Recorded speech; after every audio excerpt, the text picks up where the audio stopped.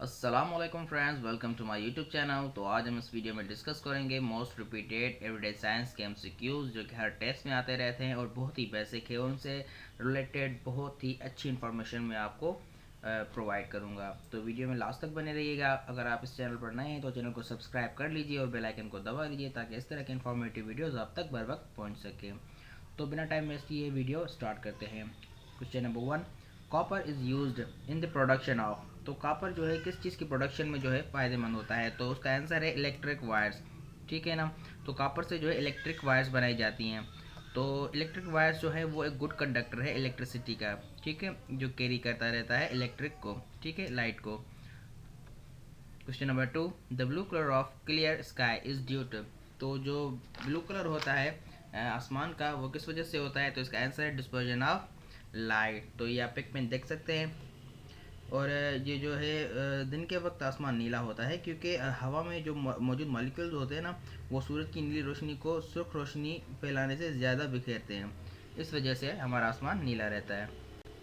Question number 3, dash is anything that takes up space and had mass.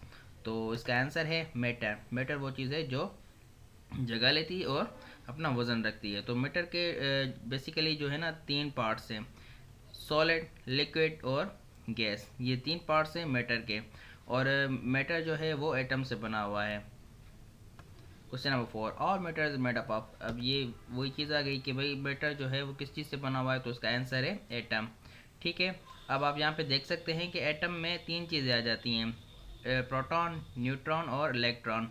तो यहाँ पर मैंने लिखा भी हुआ है, an atom is a particle that consist of nucleus and proton and neutron surrounded by a cloud of electrons. Question number 5, dash are positive charge particles. तो जो प्रोटॉन्स होते हैं वो पॉजिटिव चार्ज पार्टिकल्स होते हैं। ये आप यहाँ पे पिक में देख सकते हैं, प्रोटॉन और न्यूट्रॉन, ये दोनों चीज़ें न्यूक्लियस में अंदर होती हैं। ठीक है। इलेक्ट्रॉन्स तो उसके जो है बाहर वाले शेल होते हैं। तो यहाँ पर आप देख सकते हैं कि प्रोटॉन पर प्लस चार्ज लगी हुई है और ये न्यूक्लियस के अंदर है। ठीक है। और जो इलेक्ट्रॉन होते हैं ये एक सब एटॉमिक जो पार्टिकल्स होते हैं जिनमें नेगेटिव चार्ज होती है और प्रोटॉन में पॉजिटिव चार्ज होती है। और जो न्यूट्रॉन्स होते हैं उनमें जो है कोई भी चार्ज नहीं होती।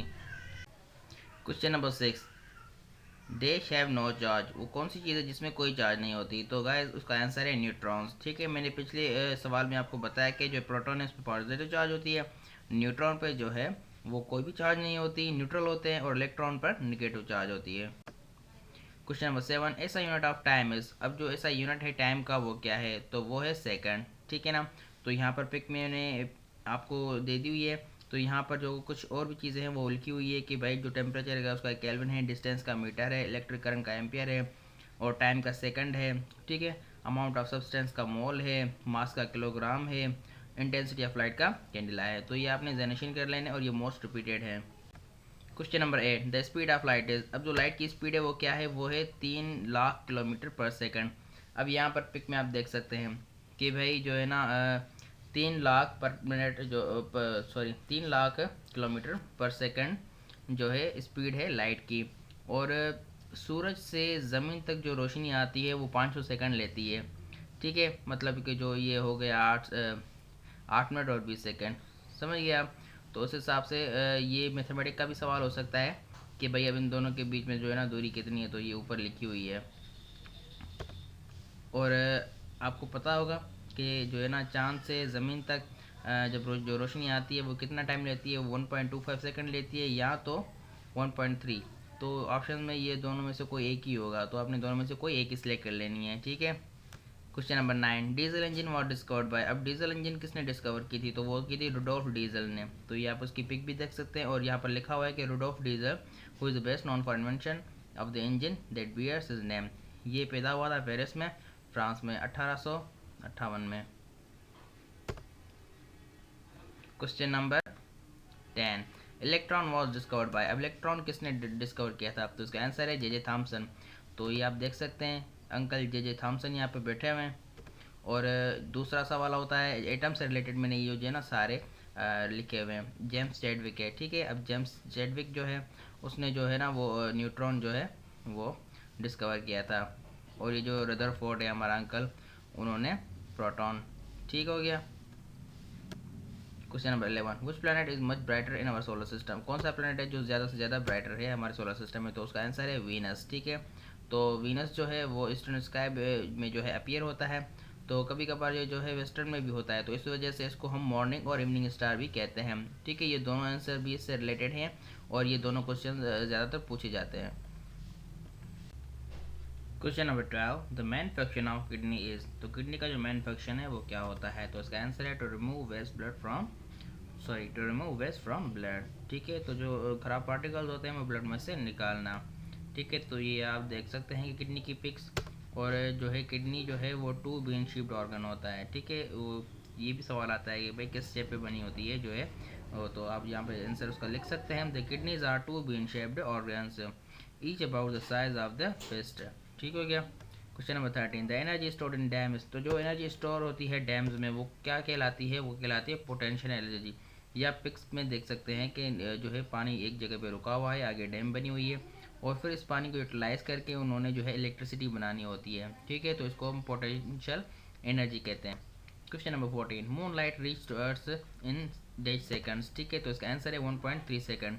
तो यहाँ पर आप देख सकते हैं कि 1.25 और 1.3 इन दोनों में से अगर कोई भी चीज़ आपके सामने आ गई तो आपने इन दोनों में से किसी एक को टिक करनी है। ठीक है, सॉरी, इन दोनों में से कोई एक ही आनी है।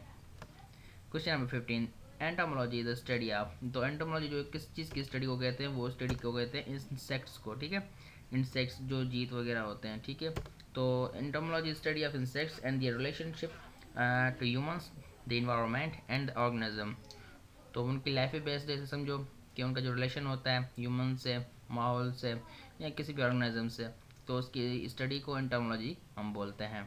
Question number 16, sound can not travel through, तो साउंड है किस चीज़ के थ्रू जो है वो ट्रैवल नहीं कर सकता? इसका आंसर है वैक्यूम। ठीक है, क्योंकि वैक्यूम साउंड जो है वो मैकेनिकल वेव्स पैदा करता है। ठीक है, और उसको किसी न किसी जो है ना स्पेसिफिक जो है चीज़ की ज़रूरत पड़ती है तो साउंड को ट्रैवल करवाने के लिए, और वैक्यूम में ऐसी कोई चीज़ नहीं होती है। Question number 17, short side defect could be correct by, अब जो शॉर्ट साइड डिफेक्ट है वो किस चीज़ से हम करेक्ट कर सकते हैं? तो हम करेक्ट कर सकते हैं कन्वेक्स लेंस के थ्रू। ठीक हो गया, ये आपके सामने पिक मैंने रखी हुई है, ये कन्वेक्स लेंस है, बाहर से जो भी रोशनी आती है यहाँ पर जो है लगती है, उसके बाद ये बिल्कुल अंदर फोकल पॉइंट पे जाके पहुँचती है। Question number 18, deficiency of vitamin B1 is cause, अब जो डेफिशिएंसी होती है विटामिन B1 की वो उसकी वजह से कौन सी बीमारी होती है? तो उसकी वजह से बीमारी होती है बेरी बेरी की। Question number 19, the inner most part of the earth is, अब जो अर्थ का इनर मोस्ट पार्ट है वो कौन सा है? तो उसका आंसर है कोर, या पिक में देख सकते हैं कि जो बिल्कुल सरफेस है हमारी धरती की। ठीक है, उसको हम क्रस्ट बोलते हैं। उसके दूसरा जो लेयर है उसको अपर मेंटल, उससे बाद जो तीसरा लेयर उसको लोअर मेंटल, उसके बाद जो है आउटर कोर लिक्विड होता है और फिर जो लास्ट वाली होती है वो है inner core solid. Question number 20, which of the following planet have the longest day, नीचे दिए गए ऑप्शन में से कौन सा प्लैनेट है जिसमें सब बड़ा दिन आता है? तो इसका आंसर है वेनस। तो यहाँ पर आप पिक में देख सकते हैं कि भाई मरकरी पे जो दिन होता है वो होता है 1408 घंटे का, वीनस पर 5832 घंटे का, ज़मीन पर तो आपको पता है 24 आवर्स का दिन होता है, और मार्स पर 25 आवर्स का, जुपिटर पर 10 आवर्स का, सैटर्न पर 11, यूरेनस पर 17 और नेपच्यून पर 16 आवर्स का। तो व्यूअर्स, अगर आपको वीडियो पसंद आई हो तो वीडियो को लाइक करिए और जो है ना सब्सक्राइब कर लीजिए और बेल आइकन को दबा लीजिए ताकि इस तरह की इन्फॉर्मेटिव वीडियोज़ आपके पहुँच सकें। खुदा हाफिज़।